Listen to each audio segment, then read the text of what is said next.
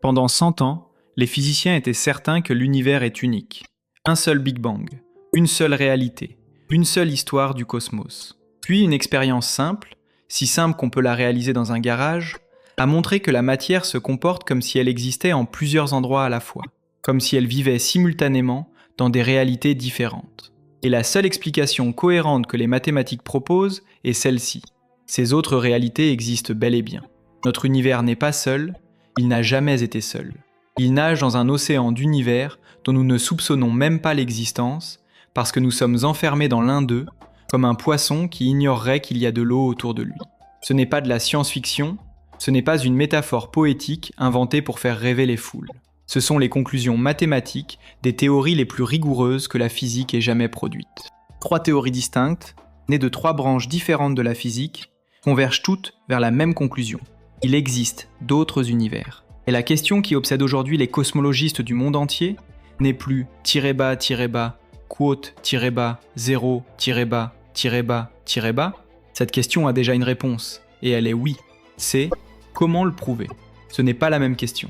Et la différence entre ces deux questions est précisément le sujet de cette vidéo. Avant de plonger dans cette exploration, abonnez-vous à la chaîne et appuyez sur j'aime, pour ne pas manquer les autres mystères que nous décortiquons chaque semaine.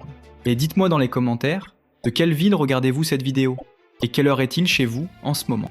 Si vous souhaitez soutenir la chaîne et nous aider à continuer ces explorations, un lien pour nous faire un don se trouve dans la description. Nous vous en sommes sincèrement reconnaissants, chaque contribution nous permet d'aller plus loin. Parce que ce que nous allons découvrir ensemble dans cette vidéo pourrait bien changer la façon dont vous percevez chaque décision que vous prenez, chaque moment de votre vie, et l'idée même de ce que signifie exister. La physique du XXe siècle est l'une des aventures intellectuelles les plus extraordinaires de l'histoire humaine. En l'espace de quelques décennies, des hommes et des femmes armés de craies et de tableaux noirs ont réussi à décrire le comportement des particules les plus infimes de la matière avec une précision qui dépasse tout ce qu'on avait imaginé possible. La mécanique quantique, ce nom un peu intimidant donné à l'ensemble de ces lois, fonctionne. Elle prédit avec une exactitude vertigineuse comment se comportent les électrons, les photons, les atomes. Les téléphones dans nos poches, les écrans sur lesquels nous regardons des vidéos, les puces de nos ordinateurs, tout cela fonctionne grâce à la mécanique quantique, grâce à la précision avec laquelle cette théorie décrit la réalité à l'échelle infiniment petite.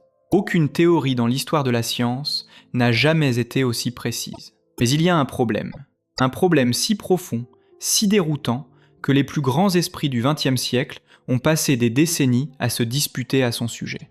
Un problème que Niels Bohr, le père de la physique quantique, résolvait en disant aux autres physiciens de ne pas y penser. Et ce problème porte un nom que tout le monde a entendu au moins une fois, même sans comprendre ce qu'il signifie vraiment. Le chat de Schrödinger. En 1935, le physicien autrichien Erwin Schrödinger formule une expérience de pensée pour montrer à quel point la mécanique quantique mène à des conclusions absurdes si on la prend au sérieux. Voici l'idée. Vous enfermez un chat dans une boîte hermétiquement close. À l'intérieur, un dispositif relié à un atome radioactif. Si cet atome se désintègre dans l'heure, un mécanisme libère un poison qui tue le chat. Si l'atome ne se désintègre pas, le chat reste vivant. Jusqu'ici, rien de mystérieux. Le chat sera soit mort, soit vivant, nous ne le savons pas encore, mais l'un des deux résultats est déjà arrivé. Sauf que la mécanique quantique dit quelque chose de différent. Elle dit que cet atome radioactif, avant qu'on l'observe, existe dans une superposition d'états. Il est à la fois désintégré et non désintégré, simultanément, avec une certaine probabilité pour chaque possibilité. Ces deux états coexistent, réels tous les deux, jusqu'au moment précis où quelqu'un regarde et prend une mesure. À ce moment-là seulement, la réalité choisit. L'atome était-il désintégré ou non? La mesure le révèle. Avant la mesure, selon les mathématiques, l'atome est dans les deux états à la fois. Et si l'atome est dans les deux états, alors le mécanisme relié à l'atome est dans deux états. Alors le poison est à la fois libéré et non libéré. Et alors le chat est à la fois vivant et mort, simultanément, dans la même boîte, jusqu'à ce que vous l'ouvriez. Schrödinger pensait démontrer que cette interprétation était absurde, qu'elle prouvait que la mécanique quantique était incomplète, qu'il devait manquer quelque chose dans la théorie pour qu'elle puisse mener à de telles conclusions. Ce qu'il a fait sans le vouloir, c'est poser la question la plus fondamentale de toute la physique moderne. Que se passe-t-il au moment de la mesure? Qu'arrive-t-il à tous ces états superposés qui, l'instant d'avant, coexistaient et qui, l'instant d'après, ont disparu pour ne laisser qu'un seul résultat visible? L'interprétation officielle, celle de Copenhague, adoptée par Niels Bohr et Werner Heisenberg, et défendue comme un dogme pendant des décennies, dit simplement « la fonction d'onde s'effondre ». Tous les états possibles s'évanouissent instantanément, et seul un résultat subsiste, celui qu'on observe. Comment cet effondrement se produit-il? Pourquoi? Qu'est-ce qui le déclenche? Qu'est-ce qui distingue une observation d'une simple interaction physique ordinaire? Bohr répondait en substance « ne posez pas cette question. Les mathématiques fonctionnent, les prédictions sont justes, la réalité profonde ne nous regarde pas. » Pendant 20 ans, la communauté scientifique a suivi ce conseil pragmatique. Il y avait des atomes à comprendre, des réactions nucléaires à maîtriser, des technologies à développer.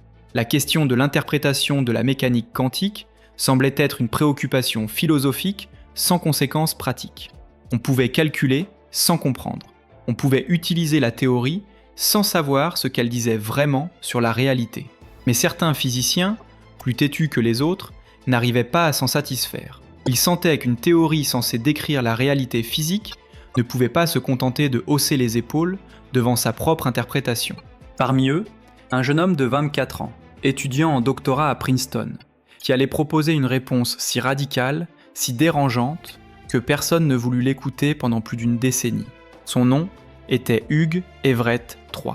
Il était né en 1930 à Washington, fils d'un officier militaire. Enfant, il était le genre de garçon qui écrit des lettres à Albert Einstein pour lui poser des questions sur la nature de l'univers. Et Einstein lui répondait. À 12 ans, Everett envoyait des questions philosophiques au scientifique le plus célèbre du monde.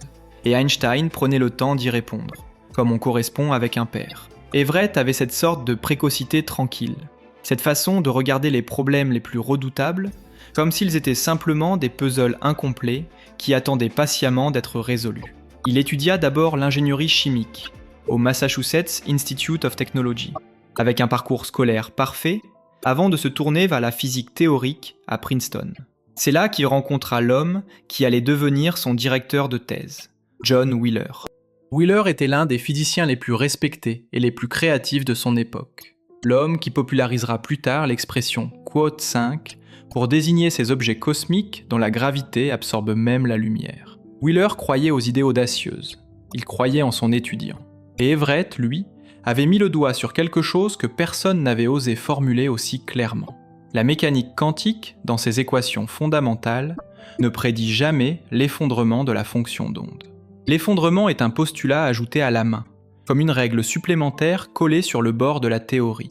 Une correction manuelle pour faire coïncider les mathématiques avec ce qu'on observe dans les laboratoires. Mais cette correction n'est pas déduite des équations, elle est simplement imposée de l'extérieur. Et Everett se demanda ce que la théorie dirait si on l'enlevait, si on laissait la fonction d'onde se dérouler exactement comme les équations le prescrivent, sans jamais intervenir, sans jamais l'effondrer de force. La réponse était logique, mais elle coupait le souffle.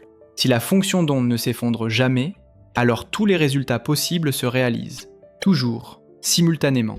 Chaque fois qu'un atome radioactif peut se désintégrer ou non, les deux événements se produisent, dans deux branches distinctes de la réalité. Le chat de Schrödinger est mort dans l'une, vivant dans l'autre. Et nous, les observateurs, nous divisons également. Il existe une version de vous qui ouvre la boîte et trouve le chat vivant, et une autre version qui le trouve mort. Ces deux versions sont également réelles. Elles existent toutes les deux. Simplement, elles ne peuvent plus se percevoir mutuellement après le moment de la bifurcation, car elles évoluent désormais de façon totalement indépendante dans leurs couloirs respectifs de réalité. Everett présenta cette idée en 1957 dans sa thèse de doctorat, sobrement intitulée « Formulation de la mécanique quantique en termes d'état relatifs ». Wheeler, convaincu que si quelqu'un pouvait reconnaître la valeur de cette idée, c'était bien le père de la physique quantique, prit lui-même le chemin de Copenhague en 1956 pour soumettre le travail de son étudiant à Bohr et à ses collaborateurs. Ce fut un désastre. Bohr et ses proches rejetèrent l'idée sans appel. Parler de quote 7 qui continuait d'exister après une mesure était, pour eux, un contresens philosophique fondamental.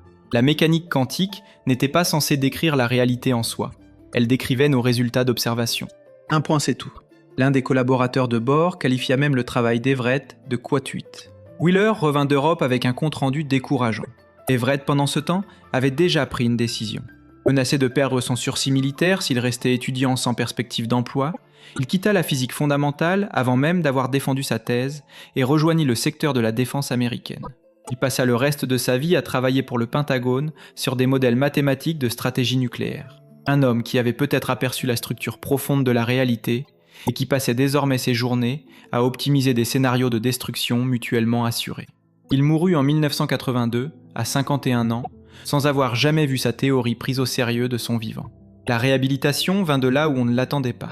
En 1970, le physicien américain Bryce DeWitt redécouvrit les travaux d'Everett et publia un article qui présentait la théorie au grand public sous un nom nouveau, un nom qui allait changer tout, l'interprétation des mondes multiples. DeWitt était direct là où Everett avait été prudent et mesuré. Il écrivit explicitement, sans détour, chaque mesure quantique divise l'univers en copies. Il existe des univers parallèles. Ils sont réels autant que le nôtre. Nous sommes entourés d'une infinité de versions de nous-mêmes qui ont fait des choix différents, qui ont vécu des événements différents. La communauté scientifique commença à prêter attention. L'idée était encore contestée, encore minoritaire, mais elle était désormais discutée, analysée, prise au sérieux. Des physiciens comme David Deutsch et Murray Gell-Mann commencèrent à défendre l'interprétation des mondes multiples, non pas comme une curiosité philosophique, mais comme la seule interprétation de la mécanique quantique qui ne nécessite aucun ajout artificiel aux équations. La seule qui ne triche pas. La seule qui prend la théorie à la lettre. Un sondage mené auprès de physiciens et de philosophes des sciences montre que depuis, cette interprétation est devenue l'une des positions les plus sérieusement considérées dans le débat, rivalisant avec l'interprétation de Copenhague qu'elle avait autrefois osé défier. Mais pour saisir ce que cette théorie implique concrètement, il faut s'arrêter sur l'expérience la plus étrange de toute l'histoire de la physique. Richard Feynman l'appelait ainsi lui-même. Et Feynman, l'un des plus grands physiciens du XXe siècle, prix Nobel en 1965, n'était pas homme à l'hyperbole. Il s'agit de l'expérience de la double fente. L'idée est d'une simplicité déconcertante. Vous avez une source qui émet des particules, des électrons par exemple, une par une. Devant cette source, une plaque de métal percée de deux fentes étroites et parallèles. Derrière la plaque, un écran sensible qui enregistre l'impact de chaque électron au moment où il arrive. Si les électrons étaient de simples billes de métal, des objets classiques, obéissant aux lois ordinaires de la physique, alors chaque électron passerait par l'une ou l'autre des fentes, et sur l'écran on verrait deux bandes d'impact, une derrière chaque fente. C'est ce que l'intuition commande, c'est ce que le bon sens prédit. C'est ce qui ne se passe pas. Sur l'écran apparaît un motif de franges alternées, lumineuses et sombres, réparties sur toute la largeur de l'écran. Un motif d'interférence. Un motif qui n'existe que lorsque deux ondes se croisent, que leurs crêtes s'additionnent ou que leurs crêtes et leurs creux s'annulent mutuellement. C'est exactement ce qu'on voit lorsqu'on jette deux pierres dans un lac calme et qu'on observe les cercles qui se rencontrent. Mais il n'y a qu'un électron à la fois, un seul. Comment une seule particule peut-elle produire un motif d'interférence ? Comment peut-elle interférer avec elle-même si elle n'existe qu'en un seul endroit à la fois ? Et l'histoire ne s'arrête pas là. Si on installe un détecteur pour savoir par laquelle des deux fentes l'électron est réellement passé, si on essaie simplement de regarder, quelque chose d'extraordinaire se produit. Le motif d'interférence disparaît, instantanément, entièrement. L'électron se comporte alors comme une bille ordinaire, passant par une seule fente, laissant une simple bande d'impact sur l'écran. Le fait d'observer change le résultat. La mesure transforme la réalité. La réponse de l'interprétation de Copenhague est celle que nous avons déjà évoquée. L'électron existe comme une onde de probabilité jusqu'au moment où on le mesure. Cette onde passe par les deux fentes à la fois. Les deux chemins possibles coexistent. L'interférence que nous voyons sur l'écran en est la conséquence mathématique. Mais dès qu'on essaie de savoir par laquelle l'électron est réellement passé, la superposition s'effondre. Ne cherchez pas à comprendre pourquoi. Calculez et taisez-vous. La réponse de l'interprétation des mondes multiples est différente, et bien plus troublante dans ce qu'elle implique. L'électron passe effectivement par les deux fentes, non pas comme une onde abstraite de probabilité, mais parce qu'au moment de la fente, la réalité se divise en deux branches. Dans l'une, l'électron passe à gauche. Dans l'autre, il passe à droite. Ces deux versions de l'électron continuent d'exister dans leurs branches respectives. Mais ces branches ne sont pas encore totalement séparées. Elles se chevauchent encore légèrement, elles sont encore suffisamment proches pour interagir.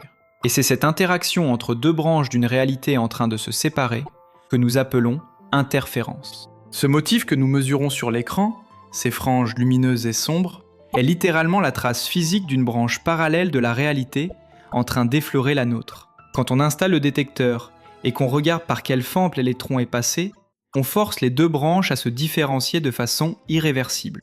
L'information de quel chemin l'électron a pris se propage à travers les atomes du détecteur, puis à travers l'air, puis à travers nos yeux et notre cerveau. À ce moment, la bifurcation est consommée.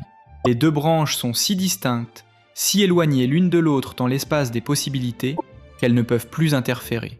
Elles ne peuvent plus se percevoir. Et le motif d'interférence disparaît.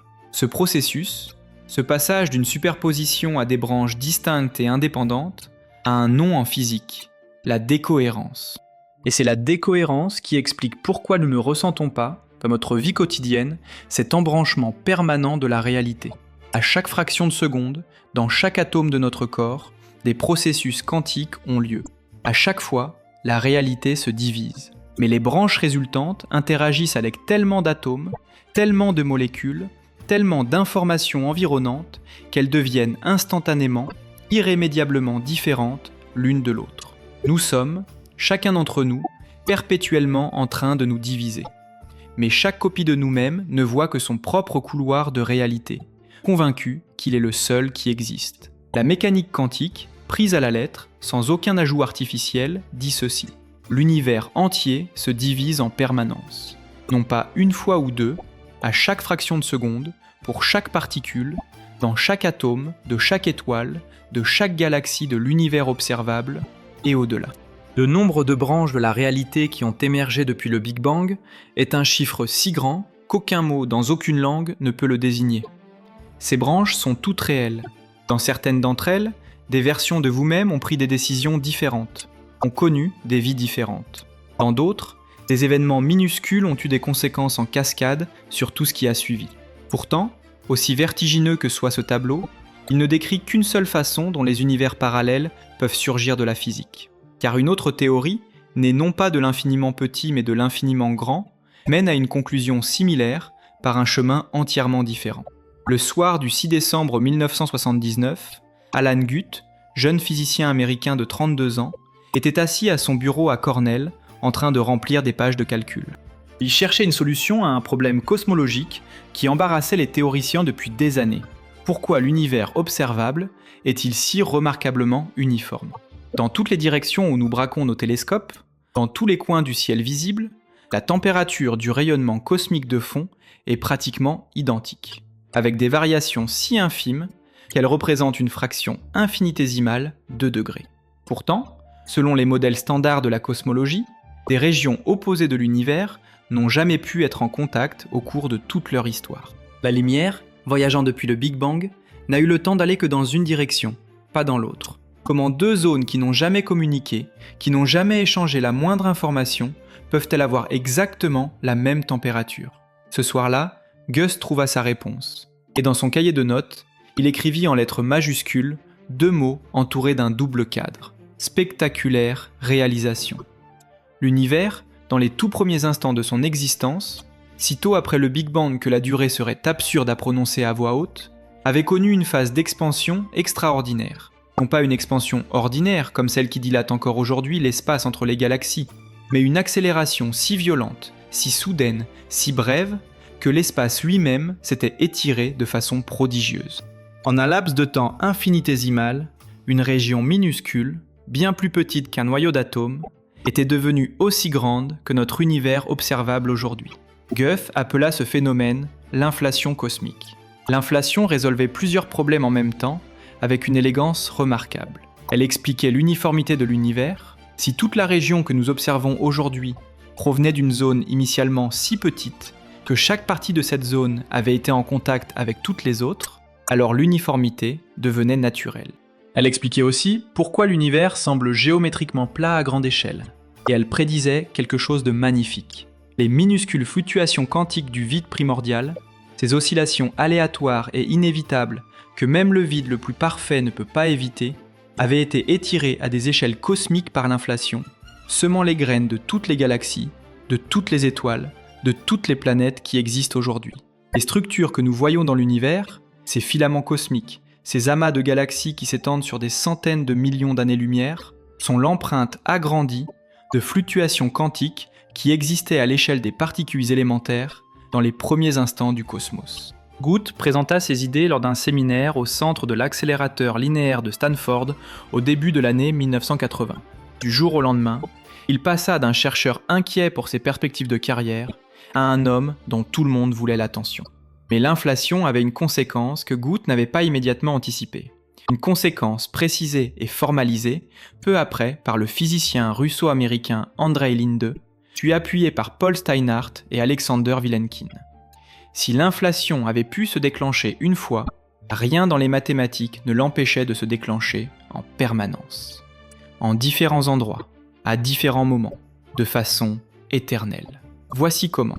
L'inflation est conduite par un champ d'énergie qui remplit l'espace. Dans certaines régions, ce champ perd de son énergie, l'inflation s'arrête, et la région en question se referme sur elle-même en une bulle d'espace-temps stable, remplie d'énergie qui se convertit en matière et en rayonnement. Un univers naît. Et dans les régions autour de cette bulle, et au-delà, l'inflation continue. L'espace s'y étire encore. Et dans cet espace en expansion, de nouvelles fluctuations quantiques aléatoires provoquent de nouvelles zones où l'inflation s'arrête. De nouvelles bulles, de nouveaux univers, encore et encore, sans jamais s'arrêter. Andrei Linde appela ce phénomène l'inflation éternelle. Le cosmos entier, tout ce qui existe, serait un espace en expansion perpétuelle, bouillonnant de nouvelles bulles d'univers qui se forment continuellement. Notre univers serait l'une de ces bulles, l'une parmi une infinité. Et chacune de ces bulles peut avoir ses propres lois physiques, car les conditions à l'intérieur de chaque bulle dépendent des fluctuations quantiques particulières qui ont déclenché sa formation. Des fluctuations différentes peuvent mener à des valeurs différentes pour les constantes fondamentales. Dans certaines bulles, la gravité est plus forte. Dans d'autres, les particules ont des masses différentes. Certaines bulles n'ont aucune structure stable, juste un plasma chaotique de particules qui ne se combinent jamais en atomes, en molécules, en étoiles, en planètes. La plupart des bulles que l'inflation peut générer seraient des endroits inhospitaliers à l'existence de quoi que ce soit de complexe. Notre univers, avec ses lois précises, ses constantes exactes, ses conditions permettant l'apparition de la chimie, des étoiles, de la vie, serait simplement l'une de ces innombrables bulles. L'une dans laquelle, par hasard cosmique ou par nécessité statistique, les conditions étaient favorables. Nous existons parce que nous sommes dans une bulle qui permettait notre existence. Il n'y a rien de mystérieux là-dedans, si l'on accepte qu'il existe une infinité de bulles. Pour une idée aussi vertigineuse, l'inflation éternelle repose sur des fondements observationnels remarquablement solides. Les satellites qui ont cartographié en détail le rayonnement cosmique de fond confirment les prédictions fondamentales de la théorie inflationnaire. Les satellites COBE dans les années 90, puis WMAP, puis le satellite européen Planck, toutes ces missions ont mesuré les mêmes fluctuations de température dans le ciel. Et toutes trouvent un accord remarquable avec ce que l'inflation prédit. L'inflation cosmique s'est bien produite. Et si elle a eu lieu, et si les équations sont correctes, elle est éternelle, et elle produit d'autres univers en ce moment même, au-delà de notre horizon cosmique, dans des régions que nous ne pourrons jamais atteindre ni observer directement.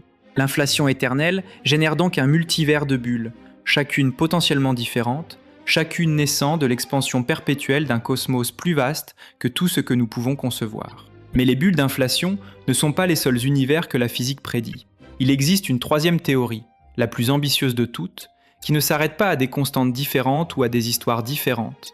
Elle prédit des univers construits sur des architectures de la réalité si fondamentalement différentes que le mot quote-neuf lui-même commence à sembler trop étroit.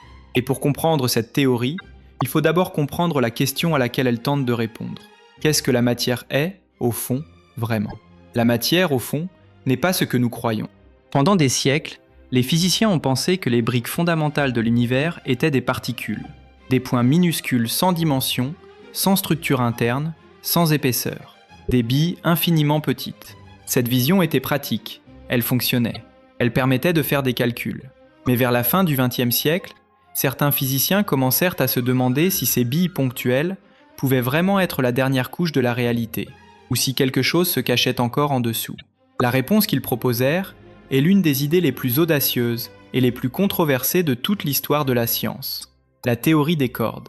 L'idée de base est la suivante. Les particules que nous considérons comme fondamentales, les électrons, les quarks, les photons, ne sont pas en réalité des points.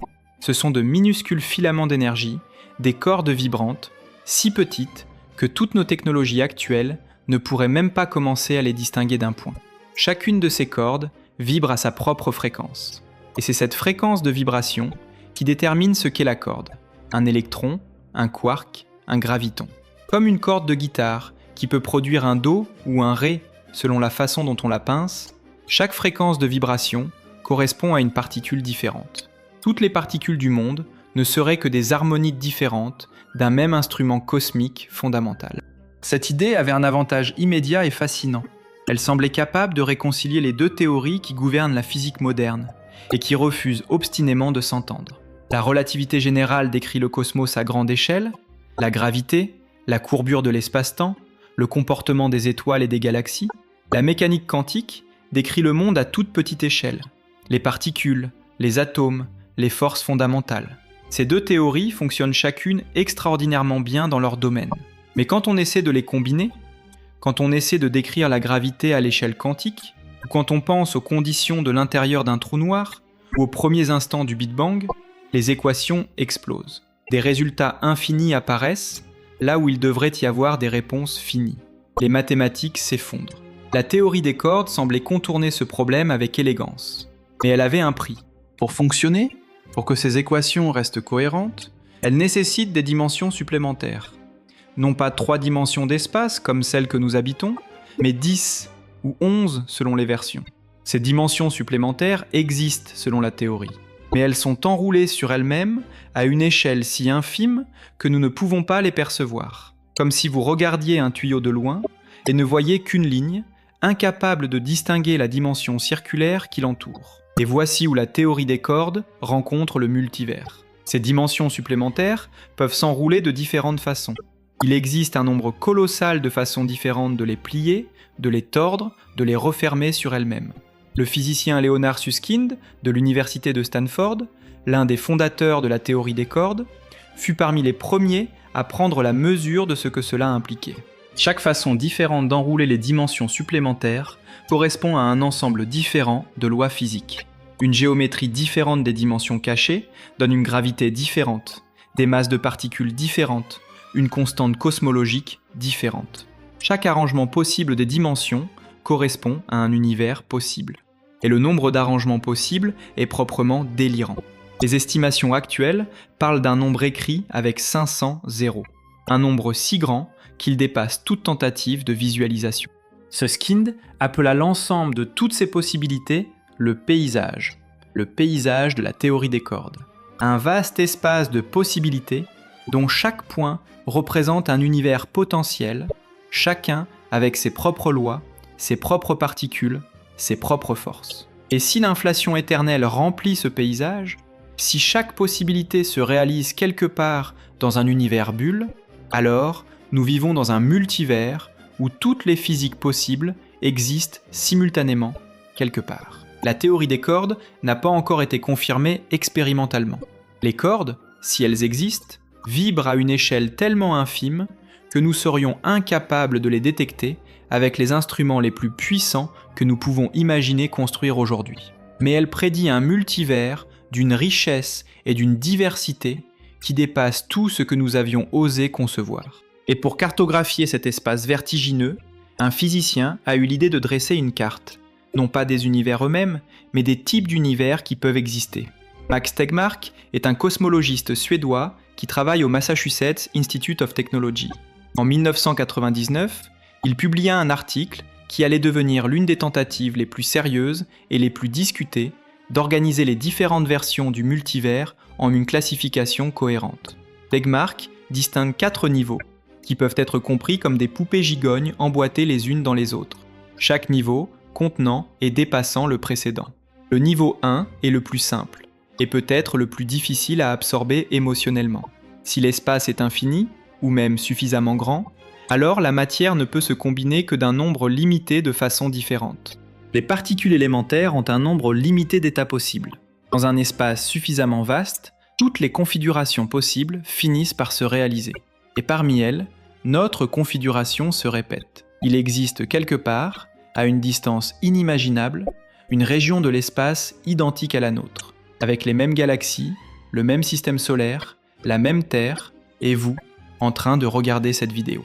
Tegmark estime que cette copie exacte de notre univers observable se trouve à une distance avec un chiffre suivi d'un nombre astronomique de 0, hors de tout horizon accessible, mais mathématiquement inévitable si l'espace est infini.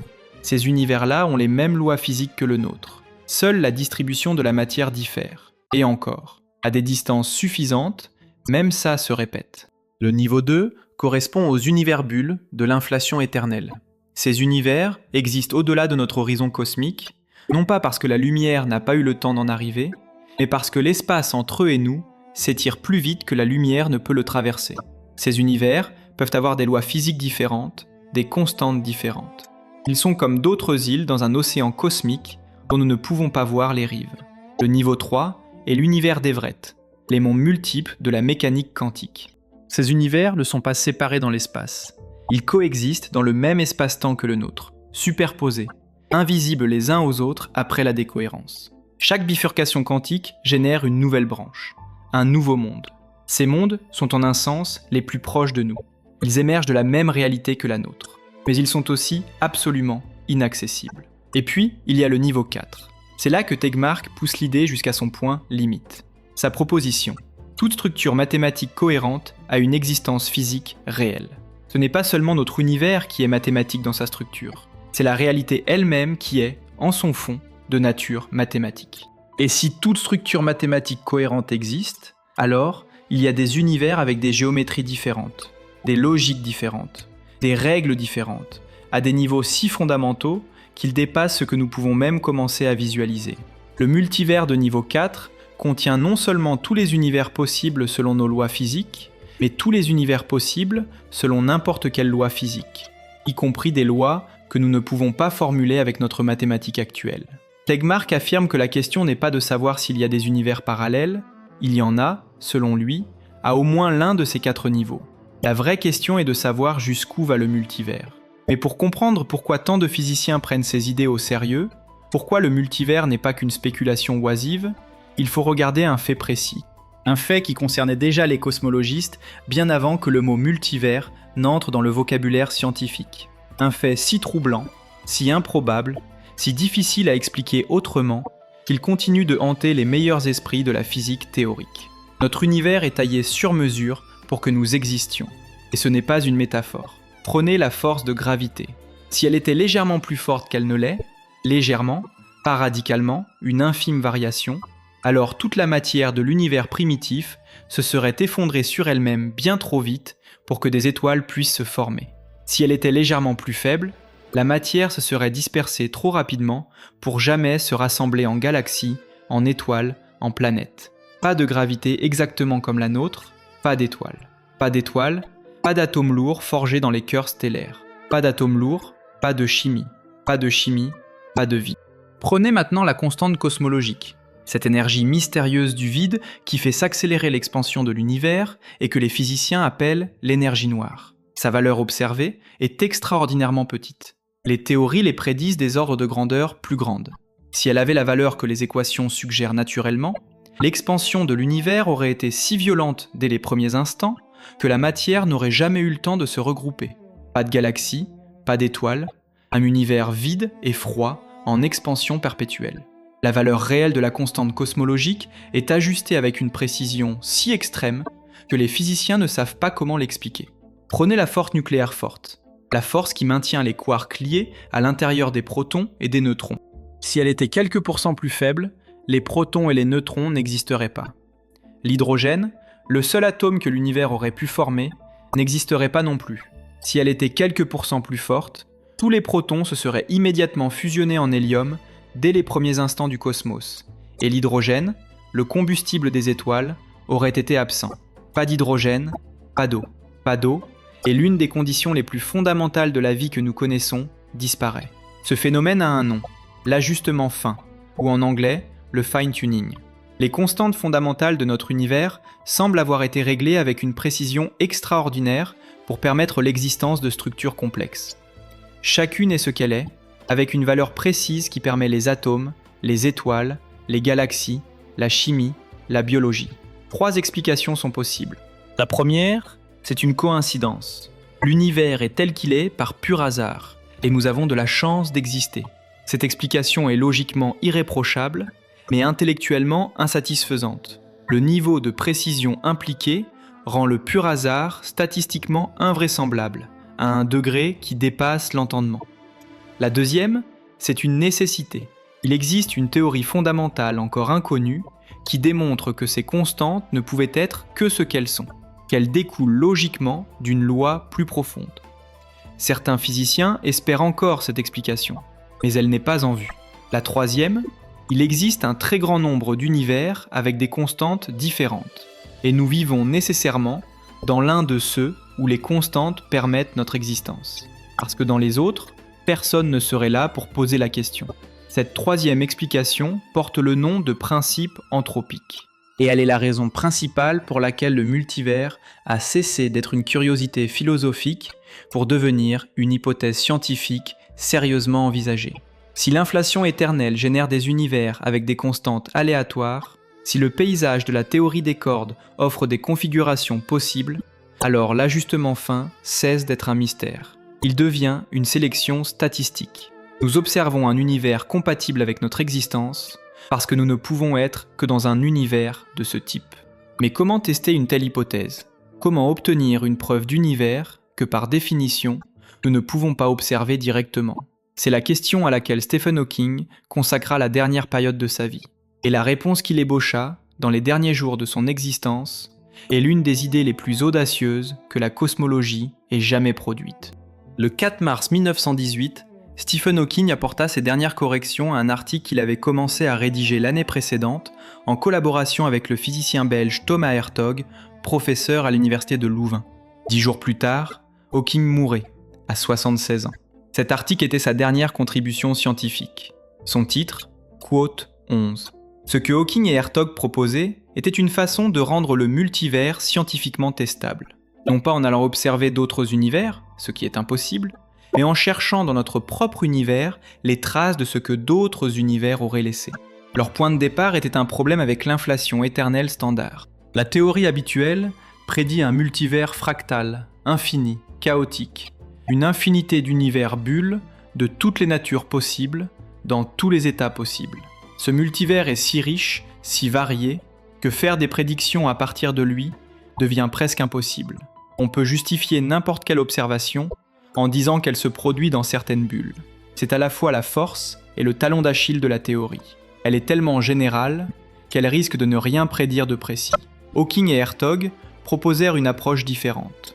En utilisant des outils mathématiques issus de la physique des trous noirs et de la cosmologie quantique, des outils qu'Hawking lui-même avait contribué à développer des décennies plus tôt, ils construisirent un modèle où l'inflation éternelle produirait non pas une infinité chaotique d'univers tous différents, mais un ensemble bien plus ordonné, bien plus restreint, d'univers qui se ressemblent davantage les uns aux autres. Hertog résumait la position d'Hawking ainsi. Plutôt qu'un multivers infini et incontrôlable, Hawking voulait réduire le multivers à un ensemble d'univers plus maniables. Et surtout, cette version du multivers faisait des prédictions. Hawking et Hertog suggérèrent que si notre univers est né dans ce cadre, des traces spécifiques de ce processus devraient être lisibles dans le rayonnement cosmique de fond, le CMB, ce rayonnement fossile gravé dans l'espace depuis les premiers instants du cosmos. Ces traces prendraient la forme d'ondes gravitationnelles primordiales, des frémissements de l'espace-temps lui-même, générés au moment même de l'inflation. Thomas Hertog, poursuivant le travail après la mort d'Hawking, indiqua que ces ondes pourraient être détectables par de futurs observatoires spatiaux. Plusieurs chercheurs estimèrent que si ces prédictions se confirmaient, le travail d'Hawking et Hertog serait éligible au prix Nobel de physique. Mais Hawking était mort. Et le prix Nobel ne se décerne pas à titre posthume. Il reviendra peut-être à Hertog si les données confirment un jour leur modèle. Ce que cet article accomplit en tout cas, c'est une chose fondamentale. Il déplaça la question des univers parallèles de la catégorie de la spéculation métaphysique vers celle de la science testable. Il montra qu'on pouvait, au moins en principe, concevoir des observations capables de distinguer différentes versions du multivers, et que la frontière entre ce que nous pouvons voir et ce qui existe au-delà n'est peut-être pas aussi absolue qu'on le pensait. Parce que cette frontière, notre univers la porte en lui, sous la forme d'une image. L'image la plus ancienne qui existe. Il y a environ 380 000 ans après le Big Bang, l'univers fit quelque chose de décisif. Avant ce moment, il était si chaud, si dense, si opaque, que la lumière ne pouvait pas se propager librement. Elle était sans cesse absorbée et réémise par un plasma de particules chargées. L'univers entier était brumeux, aveugle à lui-même. Puis, la température baissa suffisamment pour que les électrons se combinent avec les noyaux d'hydrogène et d'hélium pour former les premiers atomes neutres. En un intervalle de temps relativement bref, quelques dizaines de milliers d'années à l'échelle cosmique, l'univers devint transparent. Et la lumière s'en échappa dans toutes les directions, librement, pour la première fois. Cette lumière voyage encore. Elle remplit l'univers entier, invisible à l'œil nu, mais détectable par nos instruments dans le domaine des micro-ondes. Nous l'appelons le fond diffus cosmologique. En anglais, le Cosmic Microwave Background, ou CMB. C'est l'image la plus ancienne de l'univers que nous puissions obtenir. Une photographie prise à une époque où notre cosmos avait moins d'un millième de son âge actuel. Et sur cette image, inscrite comme des empreintes digitales, se trouvent les informations les plus précieuses que la cosmologie possède. Les satellites COBE, WMAP et Planck ont cartographié cette image en détail croissant au fil des décennies. Ce qu'ils voient est une sphère de rayonnement presque parfaitement uniforme. Mais pas tout à fait. Il y a de minuscules variations de température, de minuscules zones légèrement plus chaudes ou légèrement plus froides. Ces variations, appelées anisotropies, sont précisément les traces des fluctuations quantiques primordiales que l'inflation a étirées à des échelles cosmiques. Elles correspondent aux graines de toutes les structures que l'univers a formées depuis. Mais dans cette carte du CMB, certaines anomalies ne s'expliquent pas facilement. Des structures à grande échelle qui semblent légèrement asymétriques. Des zones où les variations de température ne correspondent pas exactement aux prédictions du modèle standard. Et une anomalie en particulier a attiré l'attention de cosmologistes. Une zone du ciel dans la direction de la constellation Éridan qui est anormalement froide. Plus froide que tout ce que les modèles standards peuvent expliquer aisément. On l'appelle le point froid. En anglais, le cold spot. Le cold spot se situe à une distance immense de nous, plusieurs milliards d'années-lumière. Les premières tentatives d'explication suggérèrent la présence d'un immense vide dans cette direction. Une région de l'espace anormalement pauvre en galaxies qui aurait affecté les photons du CMB en les forçant à traverser une zone presque vide d'énergie. Cette explication a rencontré des difficultés. Le vide serait lui-même difficile à expliquer par les modèles standards. En 2017, deux cosmologistes de l'université de Durham, Ruari Mackenzie et Tom Shanks, publiaient dans la revue Monthly Notices of the Royal Astronomical Society une analyse suggérant une explication radicalement différente. Selon eux, le cold spot pourrait être la cicatrice d'une collision. La trace physique laissée dans notre univers par un contact, ou un quasi-contact, avec un univers voisin, une autre bulle cosmique dans le multivers de l'inflation éternelle. Si notre bulle d'espace-temps avait frôlé une autre bulle dans les premiers instants de son existence, la collision aurait pu laisser exactement ce type d'empreinte. Une zone où l'énergie du rayonnement aurait été légèrement perturbée, légèrement drainée. Les auteurs furent prudents. Mackenzie lui-même soulignait que cette interprétation était l'une parmi d'autres possibles, et que des données supplémentaires seraient nécessaires pour trancher. Mais la simple existence de cette hypothèse est révélatrice. Elle montre que chercher des traces de collision avec d'autres univers n'est plus une idée folle. C'est une démarche scientifique légitime, avec des prédictions précises sur ce qu'on s'attendrait à trouver dans le CMB et des observations qu'on peut comparer à ces prédictions. Le fond diffus cosmologique est peut-être la fenêtre la plus précieuse que nous ayons sur ce qui se trouve au-delà de notre univers. Mais ce n'est pas la seule piste, car certains physiciens ont pensé à quelque chose d'encore plus direct. Si des univers parallèles existent, peut-être que des particules peuvent les traverser. Peut-être que la frontière entre notre réalité et une réalité voisine n'est pas aussi imperméable qu'on pourrait le croire. Et peut-être que dans un laboratoire, en ce moment, des particules sont en train de franchir cette frontière et de revenir. La frontière entre notre univers et un univers voisin est peut-être perméable. Pas aux humains, pas aux planètes, pas aux étoiles, mais à quelque chose de bien plus petit. À des particules si discrètes, si neutres, si peu sensibles aux forces qui gouvernent la matière ordinaire, qu'elles pourraient glisser d'un côté à l'autre sans que personne ne le remarque. À moins, bien sûr, qu'on ne cherche précisément à les attraper en flagrant délit. C'est exactement ce que des physiciens font depuis plusieurs années dans un laboratoire niché au bord du Rhône, dans la ville de Grenoble. L'Institut Laue-Langevin est l'une des sources de neutrons les plus puissantes du monde. Fondé en 1967 dans le cadre du traité d'amitié franco-allemand, il abrite un réacteur nucléaire de recherche dont l'unique fonction est de produire des faisceaux de neutrons à haute intensité, non pas pour l'énergie, mais pour la science. Des chercheurs de 40 pays y viennent chaque année pour mener des expériences sur la structure de la matière, les propriétés des matériaux, les lois fondamentales de la physique. Et parmi ces expériences, certaines ont pour but quelque chose d'inhabituel.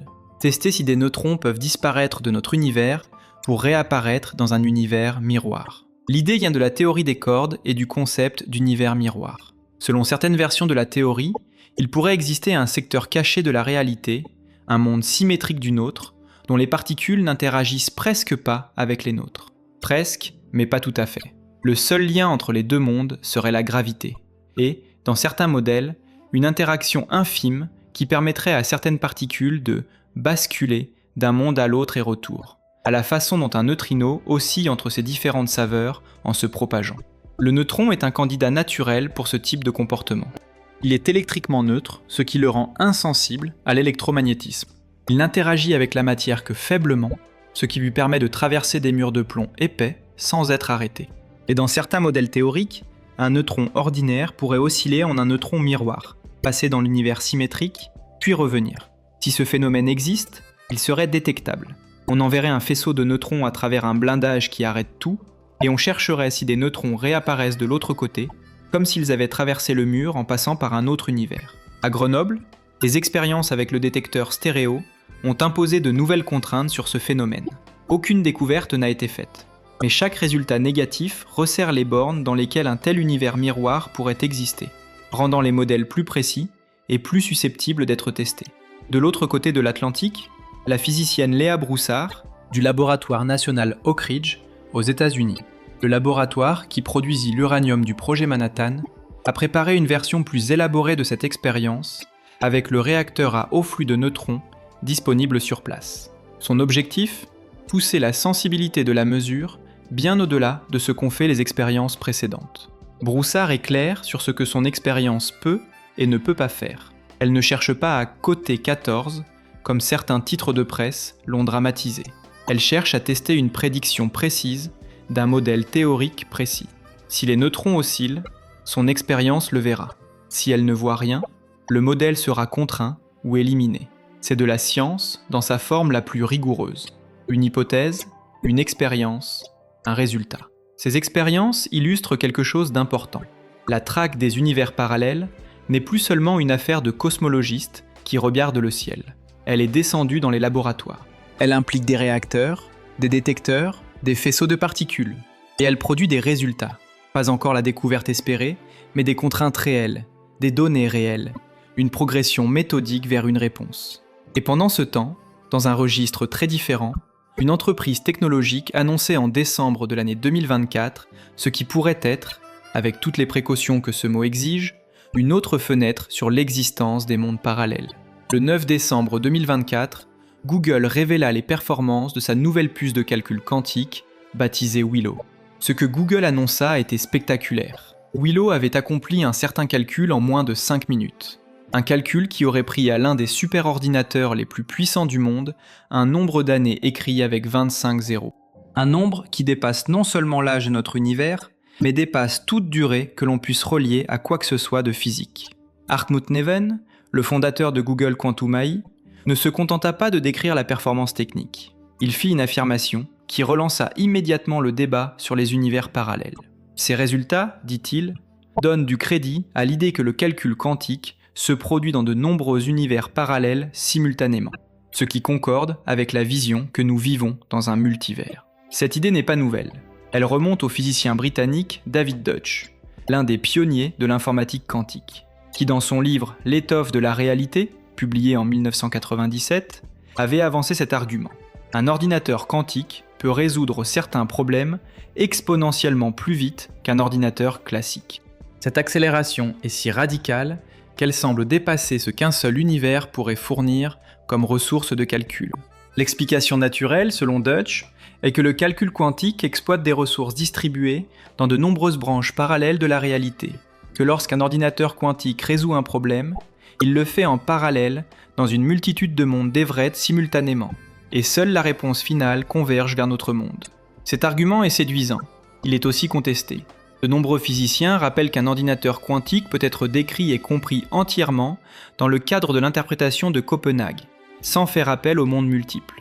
La superposition des états quantiques, le fait qu'un qubit peut être à la fois 0 et 1 jusqu'à la mesure, suffit à expliquer l'accélération sans nécessiter l'existence réelle de branches parallèles de la réalité. La physicienne Sabine Hossenfelder, dont le scepticisme sur les affirmations spectaculaires en physique est bien connu, a souligné que la déclaration de Neven va au-delà de ce que les données de Willow peuvent réellement établir, et que d'autres explications, plus conventionnelles, rendent compte des mêmes performances. Mais Deutsch lui-même maintient sa position. Pour lui, la rapidité de certains calculs quantiques est la preuve la plus directe et la plus concrète que les mondes d'Everett ne sont pas une construction philosophique abstraite. Ils sont là, ils travaillent, ils calculent en parallèle avec nous. Cette question reste ouverte. Elle est à la frontière entre l'interprétation physique et la preuve expérimentale. Et c'est précisément cette frontière que le débat sur les univers parallèles occupe depuis le début. Parce que cette frontière soulève une question que certains physiciens considèrent comme la plus importante de tout le débat. Une question qui ne porte pas sur la nature de l'univers, mais sur la nature de la science elle-même. Karl Popper était un philosophe autrichien du XXe siècle dont l'œuvre a profondément marqué la façon dont les scientifiques conçoivent leur propre démarche. Sa thèse centrale est simple et puissante. Ce qui distingue une théorie scientifique d'une théorie non scientifique, ce n'est pas qu'elle soit vraie, c'est qu'elle soit falsifiable. Une théorie scientifique doit formuler des prédictions précises que l'expérience pourrait, en principe, invalider.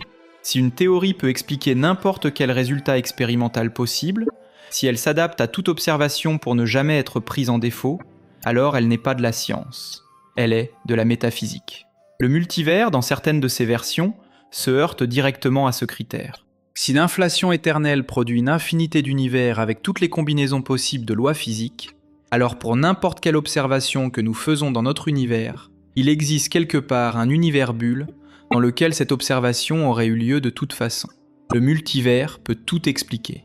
Et une théorie qui peut tout expliquer n'explique rien, parce qu'elle ne prédit rien de spécifique. Lise Moline, physicien théoricien au Perimeter Institute du Canada, a consacré une partie significative de sa carrière à critiquer précisément cette faiblesse. Pour lui, une théorie qui invoque un nombre infini d'univers non observables pour expliquer les constantes de notre univers n'est pas une avancée scientifique. C'est une capitulation intellectuelle déguisée en cosmologie. Si les équations mènent à une infinité de solutions et qu'on dit « quod 15 », on abandonne en réalité toute prétention à expliquer pourquoi notre univers a ses lois précises plutôt que d'autres. Leonard Susskind, de l'autre côté de ce débat, défend une position différente. Il reconnaît que le multivers ne peut pas être testé de la façon dont on testerait une prédiction ordinaire, mais il soutient que la science a le droit d'élargir son cadre quand les données l'exigent. La réalité n'est pas obligée de se conformer aux critères de falsifiabilité de Popper. Si les meilleures théories que nous avons, l'inflation, la théorie des cordes, mènent logiquement à un multivers, alors le multivers est une conséquence de ces théories. Et plutôt que d'abandonner les théories parce que leurs conséquences nous dérangent, il faut accepter la conséquence et chercher comment travailler avec elle. La tension entre Smolin et Susskind n'est pas résolue. Elle reflète un désaccord plus profond sur ce que la physique théorique est autorisée à faire quand elle atteint les limites de l'observable. Et elle pointe vers un problème réel, le principe anthropique. L'argument selon lequel nous vivons dans un univers compatible avec notre existence, parce que nous ne pouvons être que dans un tel univers, est-il une explication ou une tautologie ? Dans un sens, il dit simplement « nous sommes là parce que nous sommes là ». Et les conditions sont ce qu'elles sont, parce que si elles étaient différentes, nous ne serions pas là pour le constater. C'est logiquement irréprochable. Mais cela explique-t-il réellement quelque chose ? Ou cela revient-il simplement à reformuler le mystère d'une façon qui le rend moins apparent ? Ces questions restent ouvertes. Et certains physiciens pensent qu'elles resteront ouvertes pour longtemps encore. Peut-être pour toujours, si les univers parallèles sont par définition au-delà de toute observation directe. Mais d'autres pensent que nous sommes à la veille d'une percée, que les instruments que nous construisons aujourd'hui, ou que nous construirons dans les prochaines décennies, auront peut-être la capacité de fournir les données qui feront pencher la balance. Le 25 janvier 2024, l'Agence spatiale européenne annonça l'adoption officielle de la mission LISA, Laser Interferometer Space Antenna. C'est l'un des projets scientifiques les plus ambitieux jamais conçus par l'humanité. 3 satellites, disposés en triangle équilatéral, dont chaque côté mesure 2,5 millions de kilomètres, voyageront dans l'espace en suivant la Terre sur son orbite autour du Soleil. Entre eux, des faisceaux laser mesureront les variations infinitésimales de la distance qui les sépare, des variations causées par le passage d'ondes gravitationnelles. Les ondes gravitationnelles sont des frémissements de l'espace-temps lui-même, prédits par Einstein en 1916 et détectés pour la première fois au sol en 2015. LIGO, le détecteur terrestre, a déjà identifié de nombreuses sources de ces ondes. Des fusions de trous noirs, des collisions d'étoiles à neutrons. Mais les ondes les plus intéressantes pour le débat sur le multivers sont d'un type différent, les ondes gravitationnelles primordiales. Ces ondes auraient été générées dans les tout premiers instants de l'inflation cosmique, gravées dans le tissu de l'espace-temps, à une époque où notre univers avait une fraction infime de seconde. Elles traversent l'univers depuis lors, s'affaiblissant au fil du temps, mais pas disparaissant. Ces ondes primordiales sont trop grandes pour être détectées par LIGO, dont les bras mesurent quelques kilomètres. Mais LISA, avec ses bras de millions de kilomètres, pourrait les capturer. Et si elles correspondent aux prédictions de modèles inflationnaires spécifiques, si leur spectre de fréquence a la forme précise que certains modèles prévoient, ce serait une confirmation indirecte puissante de la théorie inflationnaire, et par conséquent de l'inflation éternelle qui la prolonge. Le lancement de LISA est prévu pour les environs de 2035. Sa durée de mission est prévue à 6 ans. Les données qu'elle recueillera seront analysées par des centaines de scientifiques dans des dizaines de pays. Et parmi les signatures qu'ils chercheront, certaines pourraient constituer l'argument le plus fort jamais avancé en faveur de l'existence d'un multivers. En parallèle, les futures générations de télescopes cartographiant le fond diffus cosmologique avec une précision encore supérieure à celle de Planck pourraient détecter les modes B de polarisation, une signature spécifique des ondes gravitationnelles primordiales inscrites dans le rayonnement fossile. Ces projets sont en cours de développement dans plusieurs pays. Chacun d'eux est un pas de plus dans la même direction, extraire du ciel visible les informations qui nous parlent de ce qui se trouve au-delà. Thomas Hertog, poursuivant le travail commencé avec Hawking, a indiqué que la théorie qu'ils ont développée ensemble fait des prédictions précises sur le spectre des ondes gravitationnelles primordiales que LISA devrait détecter. Si LISA voit ce que leur modèle prédit, et non ce que d'autres modèles prévoient, ce sera une fenêtre ouverte. Pas directement sur un autre univers, mais sur les conditions de la naissance d'une autre dans un contexte multivers. Ce n'est pas une preuve directe, mais en science, les preuves directes sont rares. Ce qui fait avancer la connaissance, c'est l'accumulation convergente d'indices précis, reproductibles, issus de méthodes indépendantes. Les prochaines décennies pourraient être les plus décisives de l'histoire de la cosmologie. Non pas parce qu'on s'attend à ce qu'un astronome aperçoive un autre univers dans son télescope, mais parce que les outils que nous construisons maintenant sont suffisamment précis pour commencer à distinguer entre un univers qui est seul et un univers qui est l'un d'une multitude. Alors, arrêtons-nous un instant. Posons la question la plus directe possible. Si les univers parallèles existent, qu'est-ce que cela change ? La première chose que cela change, c'est notre position dans le cosmos. L'histoire de l'astronomie est une longue série de décentrements. La Terre n'est pas le centre du système solaire. Le Soleil n'est pas le centre de la galaxie. La Voie lactée n'est qu'une galaxie parmi des centaines de milliards. Notre univers observable n'est peut-être qu'un grain de sable dans un désert infini. Chaque fois que nous avons cru occuper une position privilégiée, la science nous a montré que nous étions simplement là, dans un endroit parmi d'autres, dans un moment parmi d'autres, dans un univers parmi d'autres. La deuxième chose qui change, c'est notre compréhension de la contingence. Si la théorie des mondes multiples est correcte, alors toutes les décisions que vous n'avez pas prises se réalisent quelque part. La vie que vous n'avez pas vécue existe, dans une branche de la réalité dont vous ne saurez jamais rien. Cela ne diminue pas la réalité de vos choix. Cela les enrichit d'une dimension que la physique n'avait jamais osé aborder. Chaque bifurcation de votre existence est réelle dans toutes ces directions, même celles que vous n'habitez pas. Et la troisième chose qui change, peut-être la plus fondamentale, c'est l'idée même de ce qui est possible. Pendant des siècles, notre univers a défini les limites du possible. Ce qui n'existe pas ici n'existe nulle part. Ce qui est interdit par nos lois physiques est impossible. Mais si le multivers est réel, si d'autres univers existent avec d'autres lois, d'autres constantes, d'autres architectures de la réalité, alors la notion de possible s'élargit jusqu'à embrasser tout ce qui est mathématiquement cohérent. Et notre univers, avec ses lois précises et ses possibilités particulières, devient simplement l'une des façons d'être parmi une infinité d'autres. Nous ne savons pas encore si les univers parallèles existent, mais nous savons désormais que la question est scientifique, qu'elle a des prédictions, des tests, des expériences en cours. Et nous savons que les prochaines décennies nous rapprochent d'une réponse. Peut-être pas la certitude, mais des données, des indices, des arguments qui feront pencher la balance. Et si vous voulez continuer à explorer ces questions avec nous, si cette façon de regarder le cosmos vous touche, vous intrigue, vous donne envie d'en savoir plus, c'est ici que vous pouvez nous soutenir. Un lien pour nous faire un don se trouve dans la description de cette vidéo. Chaque contribution, petite ou grande, permet à cette chaîne de continuer à exister, à chercher, à raconter. Et abonnez-vous si ce n'est pas encore fait, pour ne pas manquer la prochaine fois que nous ouvrons une porte sur quelque chose d'aussi vertigineux que ceci, parce qu'il y a encore beaucoup à découvrir.